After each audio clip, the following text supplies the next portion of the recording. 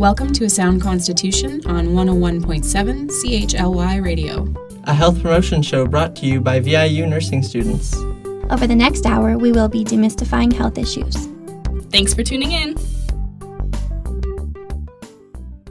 Hey everyone, we're the new hosts of A Sound Constitution. My name is Allison, and I am so excited to be a part of the show. When I was younger, I wanted to be a newscaster, but I decided against it when my voice never changed after I was 5 years old, so I thought nursing was a better suit for myself.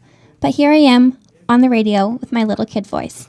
Hey everyone, my name is Julia, and I actually am 5 years old. I was born on a leap year, love pickled beans, and I can put my whole fist in my mouth. Hello, my name is Jade, and I cannot fit my fist in my mouth, though I really like applesauce, and I once rode my unicycle from downtown to Woodgrove, and then I took the bus home. I'm Brittany, and I once rode a unicycle into a bush. I have a ukulele, but that doesn't mean I play it well. I love hot sauce, comedy, playing squash, and my one and only party trick is making a pig noise. Hello, I'm Sophia. I cannot make a pig noise, but I have had a pet pig named President's Choice. I have also had 2 pet turtles, a chipmunk, have rescued a baby deer, and I'm a dog fanatic. Hi, my name is Tamara, and I am fanatic about a particular dog. You know who you are. I also love to sing in my car. That being said, you may not want to get a ride with me. Hey listeners, welcome to our first show. Today we will be covering the topic of harm reduction, defined as a set of practical strategies and ideas aimed at reducing negative consequences associated with drug use. Harm reduction is also a movement for social justice built on a belief in and respect for the rights of people who use drugs. This is according to the Harm Reduction Coalition. We wanted to address harm reduction as it relates to the recent fentanyl crisis. Per capita, Nanaimo has been impacted in terms of fentanyl-related deaths more than any other city in the province. Over the next hour, we will be speaking to some experts on the subject of harm reduction to debunk misconceptions and to clarify strategies for safer use. We will also be hearing from local community members on their opinions and views on the safe consumption site that made its debut on January 1st of this year near City Hall. The information provided is not intended to substitute medical advice, but we hope you enjoy our segment and that it is thought-provoking and raises awareness to this serious community health issue. We're here now with Maureen Makepeace-Doré, who is a nursing instructor at VIU, and she is here to talk about harm reduction and what that means to her, as well as dispel some common myths and misconceptions. So I'll give it over to you, Maureen. Good afternoon, Jade, and I'm really happy to be here, especially talking about the topic of harm reduction. As a nurse and as a nurse educator, I've been aware of this my whole career, but maybe it wasn't in those terms. We use the term harm reduction, but actually I was viewing it in different ways, many different ways, and sometimes I didn't even realize that. Long before the crisis, the fentanyl crisis, any of those things to do with substance abuse and misuse. Anyways, you had asked me, sent me some questions and some myths, and I thought that was interesting just to get myself thinking about this. And so I just want to read out the myths that you'd sent me. Absolutely. And just to be aware, from my perspective, this is what I think as a nurse and nurse educator and what I've experienced and learned over my career, so that people will have their own ideas, values, and beliefs around this. The myths related to harm reduction. First one, it encourages substance use. Second is harm reduction initiatives take money away from other programs. Third, harm reduction makes it easier for people to use substances and stops them from quitting. And the fourth one is abstinence-based models are the only way people get well. So those are really interesting to think about. And so I'll talk to that, and I will also talk about the questions you'd asked me. And then at the end, maybe you can if you want clarity or whatever. Yeah, absolutely. Okay. Okay, as far as the myths, I do agree they are myths. That's my belief and value system. You cannot make blanket statements like that. We're human beings, and it's much more gray area. And it would be nice if everything were black and white and easy to fix or change or whatever words we want to use around that. Well, that's not the way it is. And I think from my perspective, that makes it difficult for those suffering, but also it's a challenge, but it's also, I think, something that can bring us together as people with compassion and hope. Yeah, absolutely. Yeah. It's very complex, and it's a societal issue. I think many times it's easy for people to say, well, that's them. That has nothing to do with me.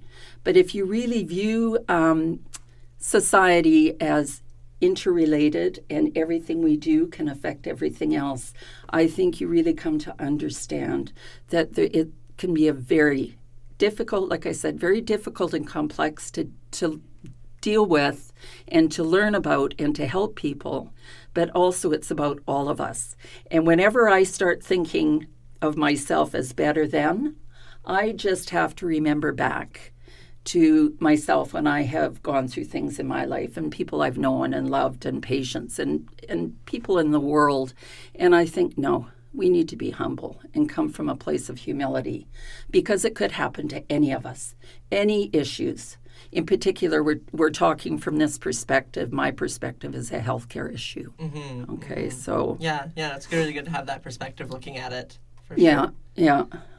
So reducing harm generally, so harm reduction, reducing harm, is a philosophy in my mind. It's about our values, beliefs, and our assumptions about the world, how we look at the world, how we put on those glasses and view the world. And that can come from, many places, the way we were raised, our experiences in the workplace, the friends we keep, all those different things, how we think within ourselves around that. And I always like to think the more we intermingle with people and talk to people and listen, that's huge. My uncle used to say to me, Maureen, we have 2 ears and 1 mouth for a reason. And that's so that we're meant to listen more to people. Then we learn more about things. And if we're open, we learn about what it's like for that person. We can try as much as we can to think, okay, I think I know what's going on for them, but can we ever totally know what's going on for that person? Now, having said that, that does not mean to me that people that are suffering in this particular instance, when we're talking about substance abuse, when they're suffering from that they don't have some responsibility in that. I think living in the world, we all have responsibility at whatever level we can take hold of that responsibility and are capable. We have to have the capability around that.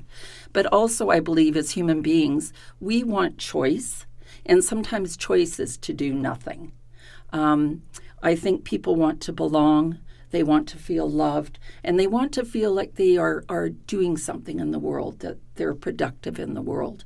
But if people don't know about those things, if they have suffered immeasurable ways that we may not even know about, they cannot possibly be at that place to see that right at this particular time.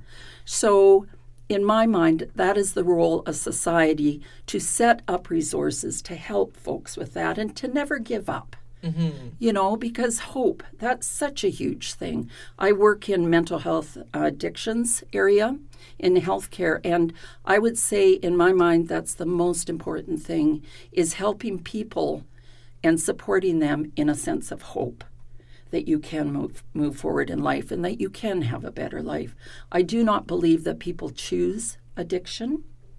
I think people get into it for different reasons, different ways. It might be recreational use, didn't realize, oh my goodness, this is addictive, and this happens based on the fact we're human beings and the way we're made up biologically. Other people might use it as a form of trying to treat a mental illness, or they've been so devastated by something in their life, which we all go through challenges in life. If you haven't done that, or you don't think you ever will, I don't think you know that you have, because life is just that way. It's how we learn to be with that and our resilience around that. And some people are luckier than others that they've got resilience, or they've learned from that, or they've been fortunate to be born or grow up, say, for example, in a family that is loving and hopeful, and all those things to really set that stage for that person to go on and lead a happy and productive life. Not to say that people that struggle with substance abuse don't come from happy families. But, that's one thing that we could look at. And when I was thinking about the idea of harm reduction and what we could do to help with this issue, and again, it's a societal issue. And if we look at the many, many issues related to healthcare, I think because most things are, such as children in our community not getting enough to eat, a lot of children. How do you think that could relate down the road to somebody being involved in getting into substance misuse? It may not. I always think we need to really start at where we are right now. We start with everyone. We start in the schools. We start with supporting mums and dads in what they say they need to be supported with. As a couple of examples. So it's not as easy as to say, okay, we're going to do this and that will help. But, for example, the safe injection sites or whatever we set up to help folks, if that's going to save some lives in the interim, great, right? Those people will be here so that they still have hope. I know they were announcing in the paper I was reading about, they're looking at Riverview Hospital, where they used to house tertiary care for people that were suffering chronic mental health challenges. They're looking at hopefully opening that to be an area where they not only treat people with substance abuse issues, but they also look at rehab, helping them throughout their lives, looking at prevention strategies before these things even start. Another example, I was thinking about prevention and addiction. Addictions, there's many. There's not just substance, alcohol. There might be something like eating disorders. That's an addiction. And it's interesting. People don't talk a lot about some of these addictions, right? Or they suffer in silence, and people may pretend that nothing's happening. They don't want to see it. Then I don't have to do anything about it, right? I know in Ladysmith, they've started a program where the parents of toddlers can come in the evening and learn about how they can work with their toddlers in preparing food and teaching them about food. These are toddlers, right? To really understand that food is healthy, so that it helps them, again, to set up that platform to move forward into healthy ways of eating. Right? So hopefully we can decrease some of those struggles people have when they get older. And so it's really incumbent upon us, I think, as a society, all of us, each of us, to take a piece of that and look at it and say, what can really help down the road too, not just today, but down the road. And I think that's been an issue too. Mm-hmm. We tend to treat or try and treat instead of looking at what we can help prevent. Or and as you know, there's different levels of prevention. If something's already happened, how can we prevent something worse happening? How can we prevent from even beginning things? Mm-hmm. And I really believe, going back to substance abuse, it is a symptom of what's happening in our society. And again, if we care, if we notice things around us, it's interesting, I hear people say, oh, years ago it was much better. People were much happier. And well, that's people's opinions, and that very much could be true. But the point is, too, that how do we know what it was like before? Have we spoken to people and they've come forward and said it's so much worse nowadays? But what was it like before? Were things hidden? Was mental illness, substance abuse, the stigma from that, was that so much more hidden? Do we find people are coming forward more now? Does that make it worse? In my mind, that actually says to me people are feeling safer to come forward. But we have to help people feel safe to come forward around that, because I'll go back to the idea it could happen to any of us, so not to say, no, I'm not going to do this. I'm not going to look at that person. This could happen to any of us. So. Yeah, that's really great. I think the more broader sense that you talked about harm reduction, right, where it's involving kind of health promotion strategies where you're looking upstream and really trying to to help things before it becomes a bigger Yes. problem is really, really helpful. Yes, Yeah, yes. and then the reducing stigma piece as well Absolutely. is really, really big. And a grassroots perspective where we actually talk to the folks that are suffering, talk to the people around them, their loved ones, and what's it like for people. As I said, we're never going to totally know unless we're the person that is involved in that. But we are human beings and we feel the same. We need to be compassionate and caring. And as I said, this does not mean we're going to caretake and encourage victimization for folks. This is more an interdependence. People help us, we help them. We learn to understand what that's about for people. And then maybe we can take a piece, each of us, and go, gee, I can help myself more around there, or I can prevent this, or I can take that initiative to help this person and this elderly person that's maybe feeling so lonely, or, what can I do to get involved? And I think getting involved is such an important piece. On that note, I just wanted to say, too, with people that in the healthcare field, the professionals, I think sometimes we, in wanting to really help people, sometimes we can be part of the problem around encouraging people to remain dependent or to remain in a place they are in their life. So are we really setting up and using resources the way they need to be used, so that people feel lifelong they are supported, but also from a place of choice and responsibility for them, so that, so that we are not the expert knowers as the professionals. We're there more as facilitating them, to help them. We will help in a way that work with them. What do people know about themselves? What makes them happy? So many people don't even know that because they've never lived a life of happiness, right? So working very slowly to find out things like that, to get to know themselves, so we can encourage that hope and can help them to make changes in their lives. Yeah, I think that's a big piece of it too. Yeah. I think empowerment of the individual, right? Yes. Whoever they are, can be really, really important in it. And then, as you said, right, they kind of, I guess it changes the dependence, maybe? I don't know the right way to phrase that, but yeah. I really like the word interdependent because we're all human beings. And we all are at risk, for not being happy and not being healthy. And, I remember for years I think when I was in nursing, and I used to kind of think, I'd work with people every day that were suffering from health challenges, and I'd think, I felt bad for people, but I thought, that's not me.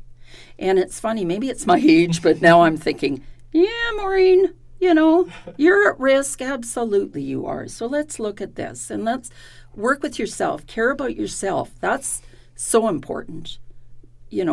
Care for yourself, but from that, when you're strong, you can go and help other people, right? Yeah. So I believe we've got a lot of work to do with everyone in our society to look at that and help ourselves all feel strong and help each other.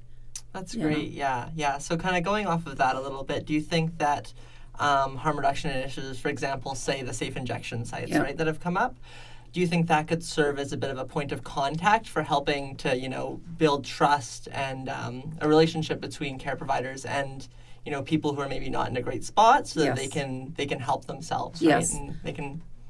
I believe that when you're building relationship, whether it's with a friendship, personal relationship, or a professional relationship, I think the building trust is the mainstay of that, and not trying to control things.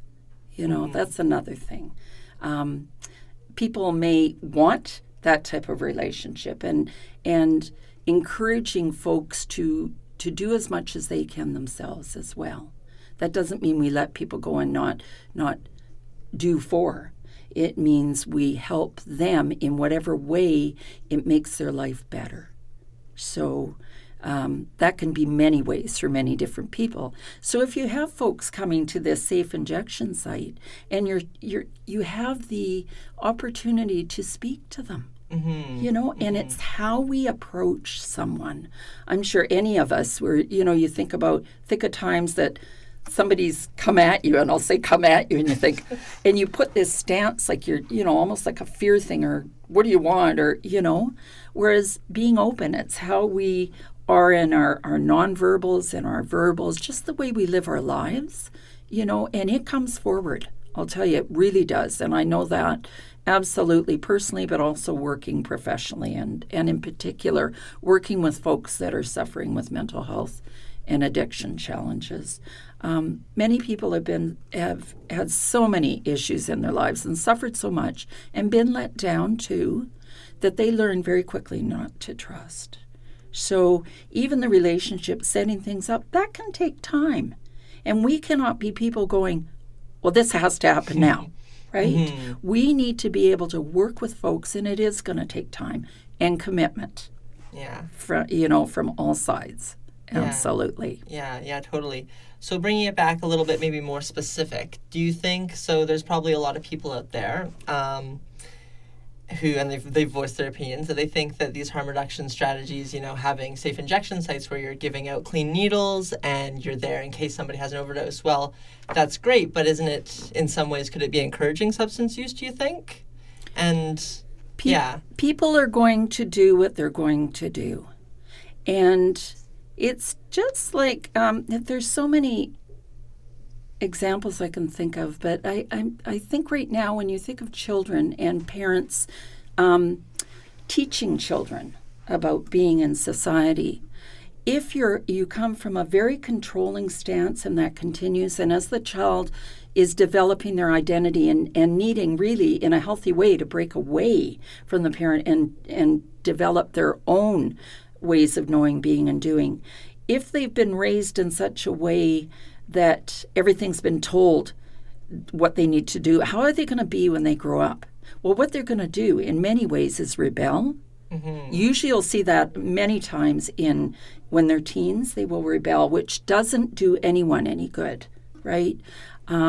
So it's that idea of you're working with people that need to feel that they have some control in this, so yeah. Yeah, no, that's great. I think it's good to understand that people are going to do, as you said, people are going to do what they're going to do, and why not make that safer for them, and absolutely just decrease the burden from that. Well, I just wanted to say too that thinking of reducing harm, and in this particular instance, we hear that term harm reduction a lot when we talk about substance use or misuse.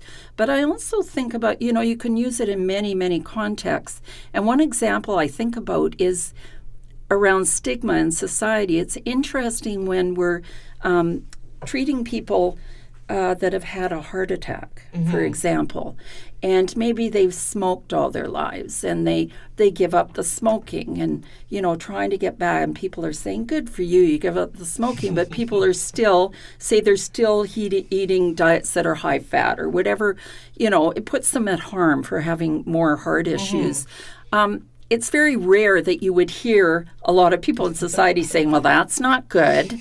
And yet you look at a lot of our physical health challenges, and if we really think back, there are a lot of them that might be related to lifestyle and whatnot, but do we blame people about that? That's a health challenge, and we need to help people have hope around that, so yeah, absolutely. Well, thank you so much for coming today and talking to me. It's been great and, very enlightening. Yeah. Is there anything else that you'd like to say generally, or I think we went pretty in-depth with that. Yeah, awesome. Thank you very much. Thanks so much. That was great. All right, listeners, it's time for a little musical interlude. This song is by a local Nanaimo musician, Chris Thompson of Venice. Go look him up on Bandcamp or iTunes. Here is the poignant Forgot All My Lines. The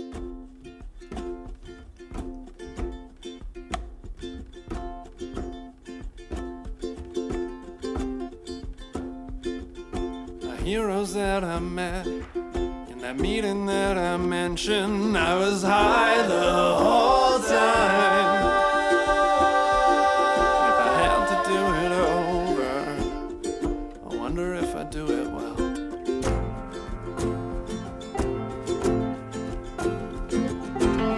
quiet interrogation, practice conversation, and I forgot all my lines. And I don't remember what you said when I told you all about it.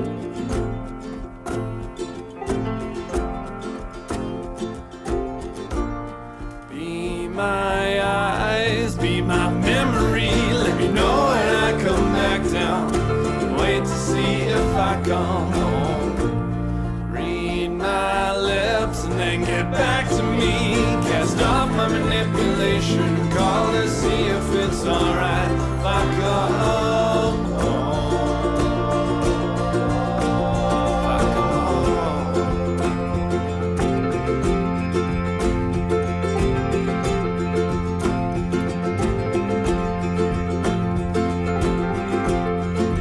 I was inside, mostly keeping to myself. I closed my eyes. The neighbors on the news would describe me in the aftermath.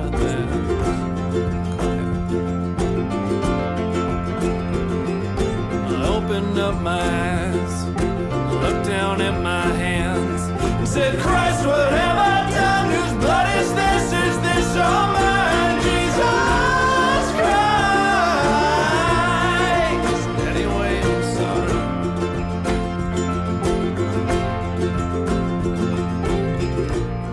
Be my eyes, be my memory. Let me know when I come back down. Wait to see if I come home. Read my lips and then get back to me. Cast off my manipulation and call to see if it's alright if I come home. If I come home.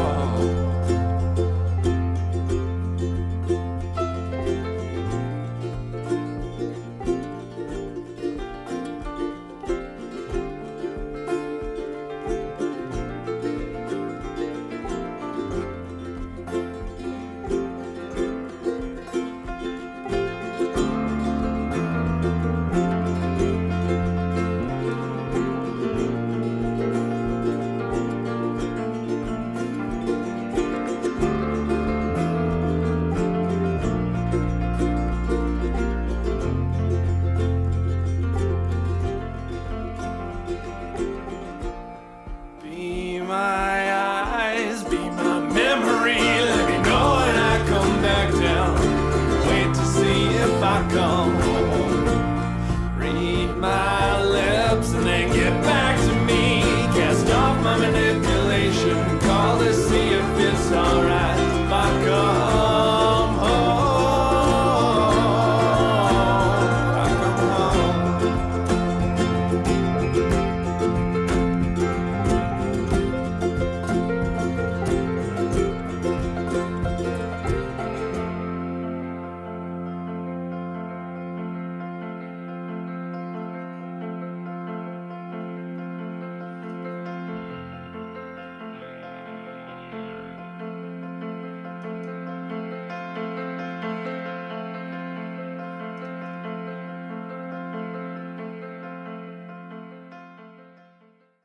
That was one of our own community members, Chris Thompson of Venice, with Forgot All My Lines from his album Go to Hell, Chris Thompson. If you're just tuning in, this week's show is all about harm reduction. We are now going to take a look at fentanyl and the impact it is having on our community, and why the deaths linked to fentanyl are being referred to as a Canada-wide disaster. In 2016 alone, 914 lives were lost in BC due to illicit drug overdose. The BC Coroner Service reports that this is an 80% increase from 2015, and it is more than double the amount of deaths caused by motor vehicle accidents in the same year. This astonishing spike is due to the increased accessibility to fentanyl, BC-wide. Not only is it being brought in from countries, such as China, in massive shipments, but it is also being synthetically made on the streets and in people's residencies. People are calling the pressing tools being used in the community to make a pill from a fentanyl death machines, as the concentration in such form is far too much for the body to handle. Fentanyl is a fast-acting opiate that is used in healthcare in very small amounts, released from a patch over time to treat severe pain, often associated with cancer. It is 100 times more potent than morphine and is highly addictive. An amount as small as 2 grains of salt can be deadly. Many street drugs, including marijuana, are being secretly laced with fentanyl due to the fact that it is cheap, addictive, and easily accessible. There's been some curiosity around how marijuana can be laced, as it is in the form of a bud. And what we found in our research is that some crops are being sprayed with a liquid form of fentanyl. When being cut into other drugs, it is nearly impossible to ensure an even distribution of fentanyl between each dosage. A video from the Globe and Mail describes it like a batch of cookies, with an uneven amount of chocolate chips in each cookie. It can't be seen, smelt, or tasted, so there's no way to detect traces or amounts of it in other drugs. If the dose itself does not cause fatality, other factors, such as alcohol consumption, taking sleeping pills, or other opiates after use, can lead to an overdose. So what can be done to help decrease the effects of this epidemic? Island Health has issued recommendations for safe drug use, such as trying new drugs in small amounts at first, and to know and trust your source. Avoid using alone. Find a buddy, so there's someone to help if things go wrong. Also, stagger use with a friend, so someone can respond and get medical help. And most importantly, carry naloxone. Don't go anywhere without it. Naloxone, also known as Narcan, is an opiate antidote. So essentially, if a person takes an opioid drug and is then given Narcan, the opioid will be knocked off the receptors in the brain, therefore reducing the effects of the overdose. It can be given through an injection into the muscle, and it's also available in a nasal spray form. Naloxone kits can be acquired for free in Nanaimo without a prescription at AIDS Vancouver Island, the Nanaimo Regional General Hospital's Emergency Department, and from the nurse practitioner on campus at VIU.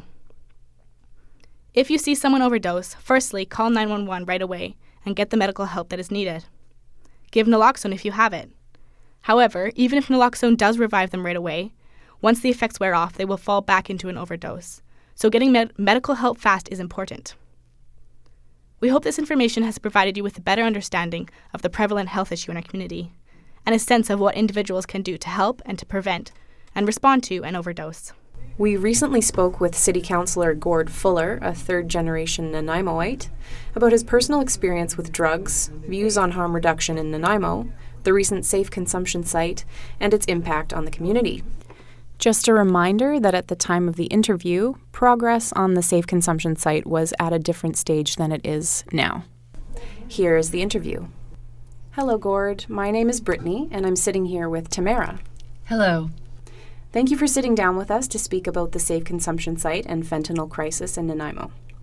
Now, from what we understand, you're a long-time community and social advocate with roughly 20 years of experience working with boards and committees on issues ranging from homelessness and affordable housing, food security and poverty, to neighborhood and community planning and downtown revitalization. So it would only seem natural for you to be involved in a harm reduction initiative like the Safe Consumption Site. Could you tell us more about your involvement with the initiation of the site? We had been discussing this for a while, and I think it was just before Christmas it had come up on our agenda, and it got put off until February. And we had found out there had been 25 deaths in Nanaimo, the highest per capita rate in BC. Right. And so that was on my mind. Then I got a call from a reporter with Czech TV who did a story about it. And the next day I'm sitting with a friend of mine, and I got a call from CKNW Radio. And so they interviewed me with regards to the fentanyl crisis, et cetera, et cetera. And when I was done the interview, I turned around and said to my friend, I says, you want to start a safe consumption site? So that's how it got started That's then? how it got started, and within 5 days we were up and running. Wow. Yeah. Before I pass things off to Tamara, we mentioned the site started off as a tent, and now it's a trailer. So what's the next? What would you like to see happen? Well, we were told when we set this up on Boxing Day that Island Health had something planned to open the first week of January. Yes. Well, that turned out to be total BS. And I knew it was. Yeah. You know, this is bureaucracy trying to cover their butts.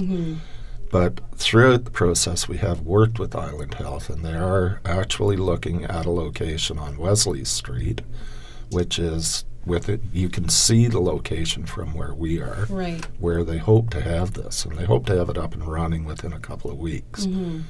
There's an information thing happening tonight, so I'll find out more.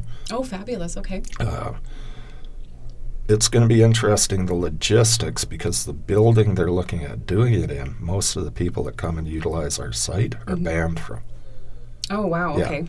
So how they are going to work that, and they have to work that if they want to do this. You Yeah. cannot be banning people from using it, because these are the most vulnerable people that are going to use it. Yeah. And it's in a supportive housing building on Wesley Street run by Canada Mental Health Association. Oh, okay. So things are coming together, but it's Yeah.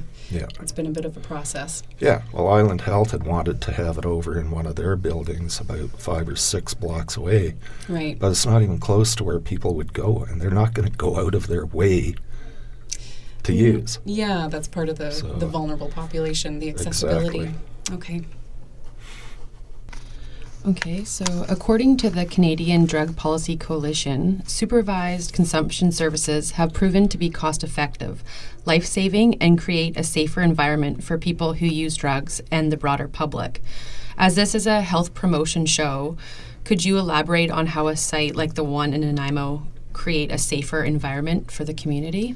I think that one of the positive aspects of it being in the community, such as it is right now, is that it's taking a lot of needles off the street as well. People are coming and using in a site instead of in a community park, so they're not putting kids at risk who might go and play in that park, who might see them shooting up.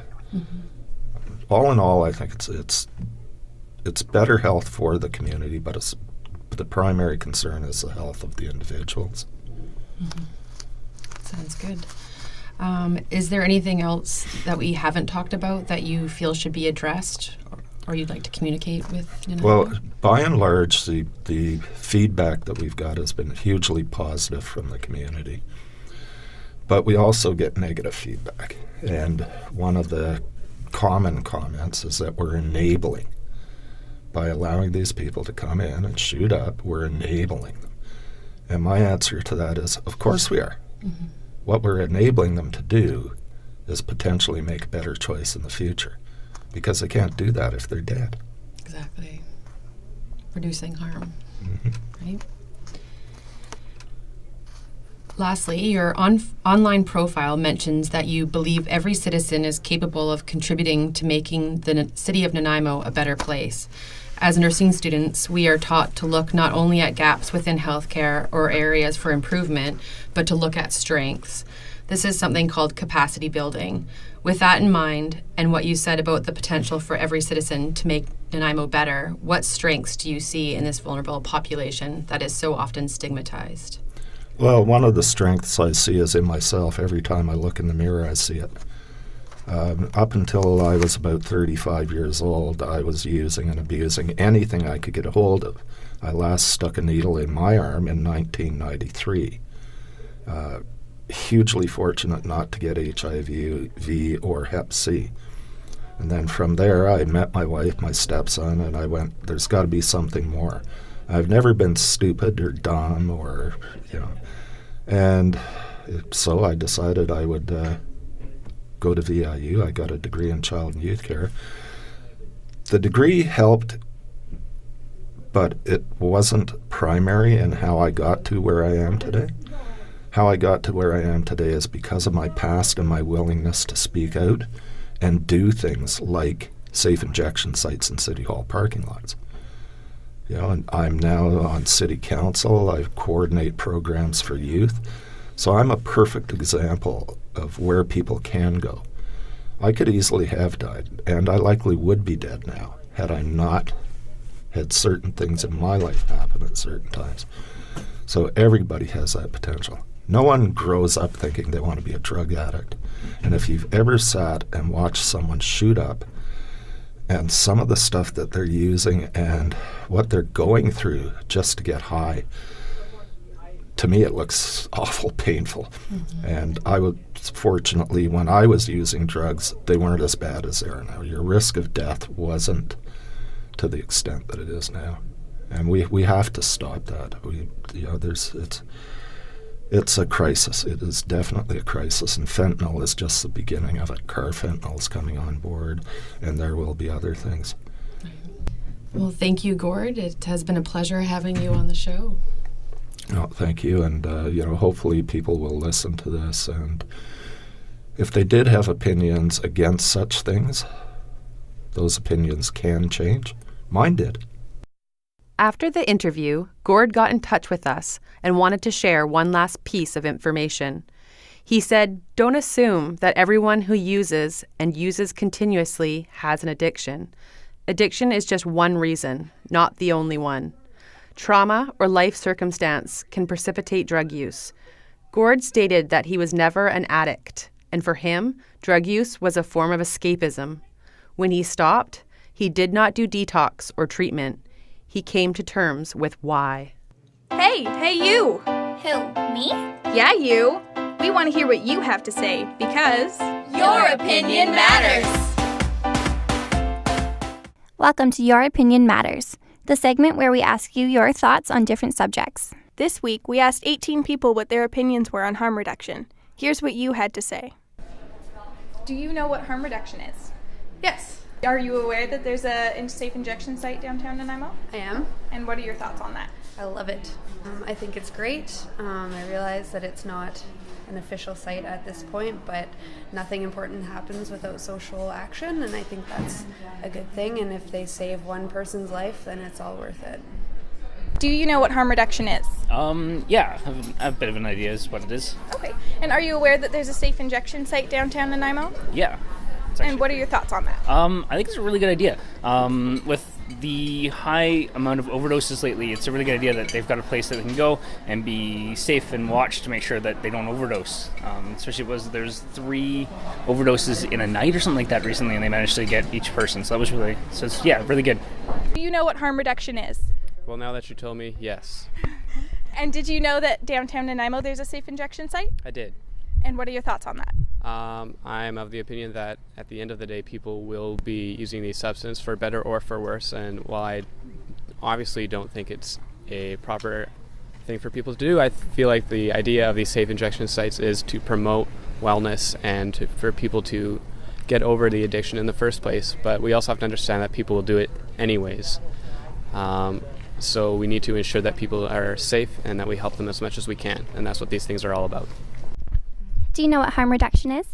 It's to reduce the danger. I'm not sure. But Were you aware that there's a safe injection site in Nanaimo? I've heard of it, but I'm not sure where it is actually. What are your thoughts about it? I think it's necessary for people to get injection to be safe and secure. Yeah. Do you know what harm reduction is? No. All right. Are you aware that there is a safe injection site in Nanaimo? No, I'm not. What are your thoughts about there being a safe injection site? I guess it's a good thing. They can do it safely, and they're not really gonna get any diseases like AIDS or HIV. I think that's a good thing. Do you know what harm reduction is? I do not. All right. Are you aware that there's a safe injection site in Nanaimo? Yes, I am now. What are your thoughts about it? I think it's incredible we're taking a proactive approach towards this as opposed to trying to find them on the street. We're actually helping them out a lot more. Do you know what harm reduction is? Yes, I do. It's a safe injection site, so people that can safely inject their drugs so that there's no harm done to them. And are you aware that there's a site downtown? No, I was not aware, and you just told me there was a site, so I'm glad there's a site downtown, because I know of the one in Vancouver, because it was controversial, so I totally agree. I think it's what society needs. Do you know what harm reduction is? I certainly do. And are you aware that there's a safe injection site downtown Nanaimo? At City Hall, right? Yes. Yes. And what are your thoughts about that? I'm in full support of it. I wish there was a bit more regulations around it. I don't know too much about it. I haven't been to the site myself, but I fully advocate it. Do you know what harm reduction is? I do. Are you aware that there's a safe injection site downtown? I didn't know that, no. What are your thoughts about it? I don't know, it's a good idea, I guess, yeah. It's a good place, or it's good to have some place for those people to go and see what they can do and all that kind of stuff, yeah. Do you know what harm reduction is? Yep, I sure do. Are Are you aware that there's a safe injection site downtown? Yeah, I've heard of it, yeah. What are your thoughts about it? I think it's always good to be promoting harm reduction in any way. So anytime you can get resources to people is always good in the community. And I just wish more of this kind of stuff was funded, for sure. Do you know what harm reduction is? I'm loosely aware of it. Okay. Are you aware that there's a safe injection site downtown Nanaimo? I did not know that. And what are your thoughts about that? I'm supportive. I mean, it's better than the alternative of people getting hurt and dying. Do you know what harm reduction is? I do now. I didn't. Are you aware that there's a safe injection site downtown? No, and I live downtown. What are your thoughts about it? It's probably a better alternative to them taking great risks. Until next time, thanks for your opinion.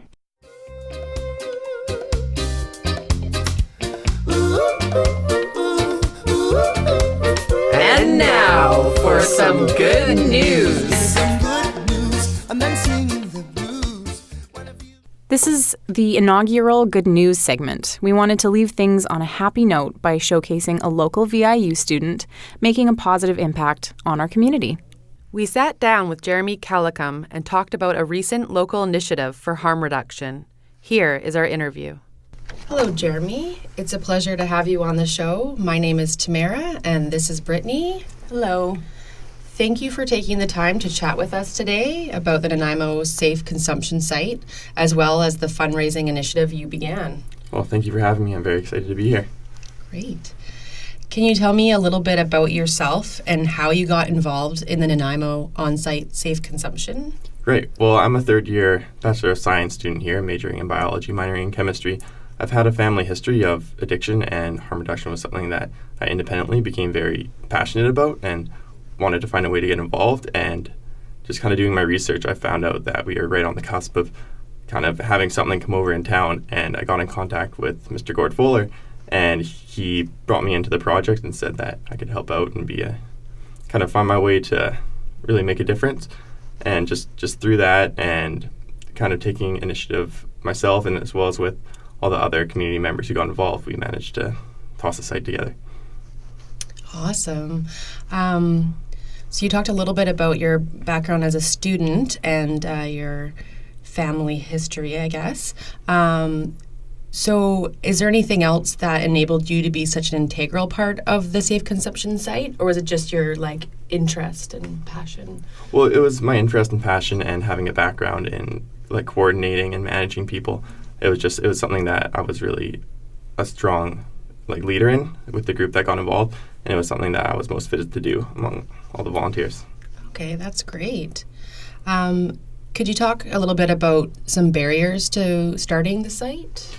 Right. I mean, the site itself was going against tons of barriers. Because, Nanaimo and the bureaucracy was taking so long to get something established. And while we were trying to, scramble to get something up, people were dying on the streets. So basically what we wanted to do was just, kind of break through all the barriers of the bureaucracy and waiting for VIHA and the city of Nanaimo to establish something themselves. And we essentially just set it up. So our biggest barriers were just getting all the supplies and making sure that we had everything, because nothing was publicly funded. It was all privately funded by donations and by Gord putting his own money in and volunteers putting their own money in, and it was amazing to see, but it was hard to do.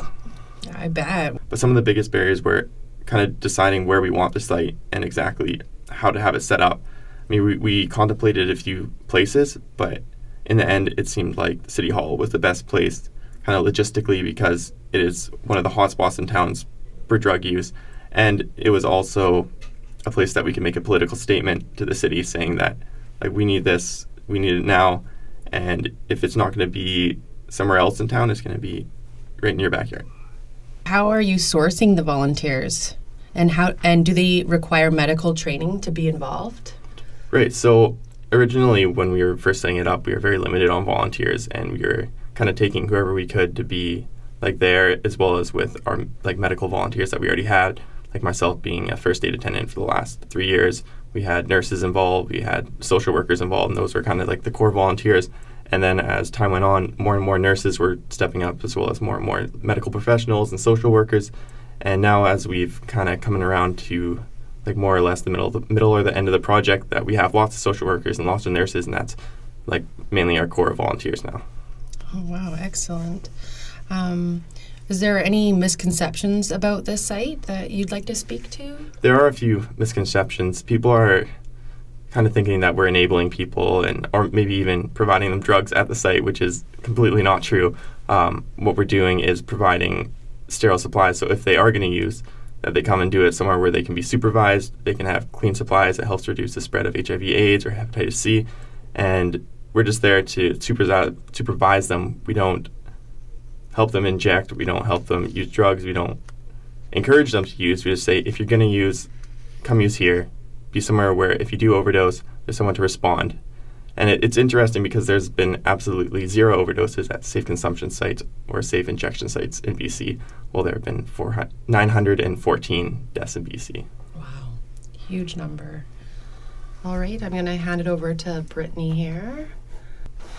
Okay, so can you tell me a bit about how the GoFundMe campaign got started? I know you mentioned a bit about it before, but we'll go into more detail.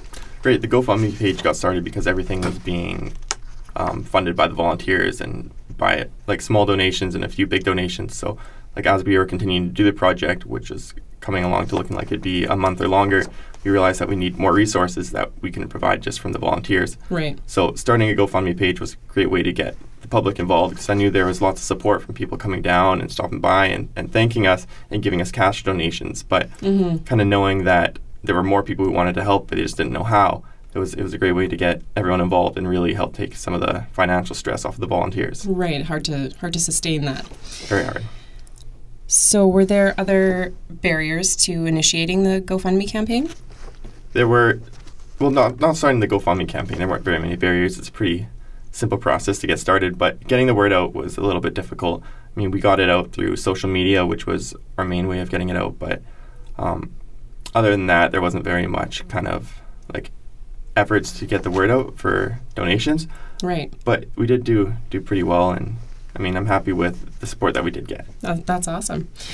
All right, so how are the fundraising proceeds being used? I know we checked online and there's sort of a list, but if you could tell the listeners, that'd be great. Great. Originally, the funds were used to like upgrade the site, go from having a small little tent to having a trailer, right, getting tables, making sure that we had cleaning supplies and sterile supplies, and making sure that we had a generator with power, and making sure we were keeping everybody warm.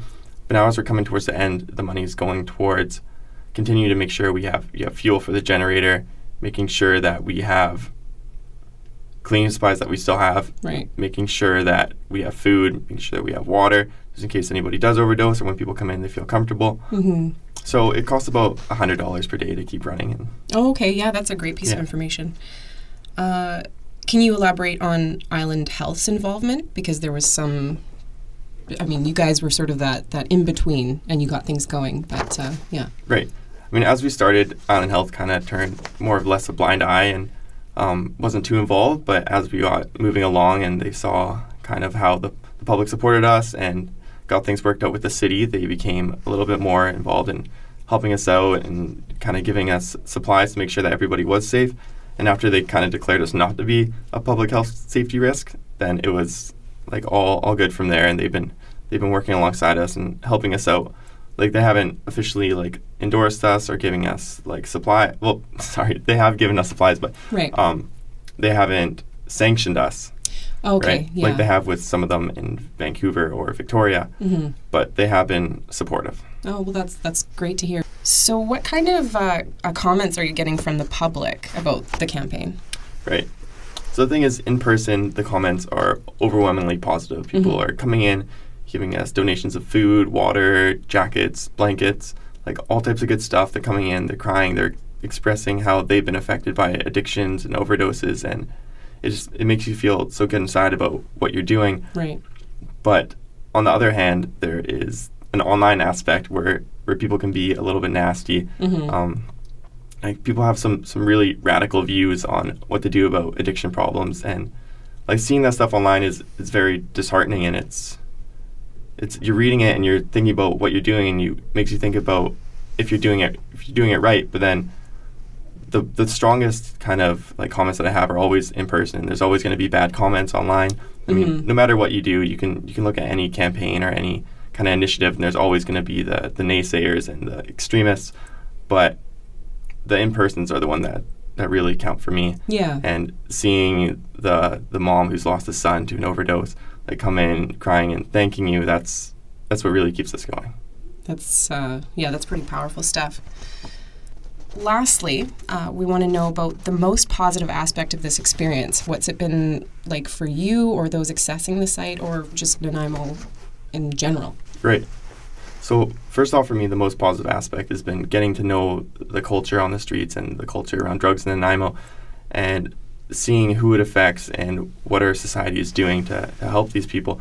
And I've noticed that in Nanaimo, and talking to some of the users that come to our site, Nanaimo is horrible for resources for homeless and users, and that's something that really needs to be fixed. But like, learning about these and being able to advocate them is something that's been really positive for me, and I really like helping people that need it. And even though there is a problem, knowing that there are ways to fix it, that's something that's been pretty positive. Also, having people come to the site, I mean, users, like, thanking us and saying how much this is needed and how much they appreciate it. And the biggest thing is if people overdose and we bring them back, they feel great. They're happy that they use the site. They're glad that we essentially saved their lives. Of course. And that's some of the most uplifting experiences that you can have. Yeah, puts a real face to this issue. You know, you hear about these deaths, and this is the reality of it. So right.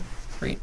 All right. Well, Jeremy, we'd like to thank you again for coming to speak with us today. And is there anything else you'd like to add before we sign off? Yeah, just some final comments here. I just want to kind of say that people and citizens in Nanaimo need to get involved if we want to see change. They need to be able to go to town hall meetings, say what they're passionate about, advocate for people who can't be advocating for themselves. If they see initiatives, like, get involved, see how they can help, because being involved in this and seeing the people that have been helping, whether they're volunteers or people bringing down donations or people coming down and sharing their stories, it makes a world of difference, and that's really how we're going to change our community and eventually change the world. Thanks for listening to A Sound Constitution on 101.7 CHLY Radio. For more information, questions, or comments, please visit our Facebook page at A Sound Constitution. Tune in again next Thursday morning from 10 to 11. Stay healthy, Vancouver Island.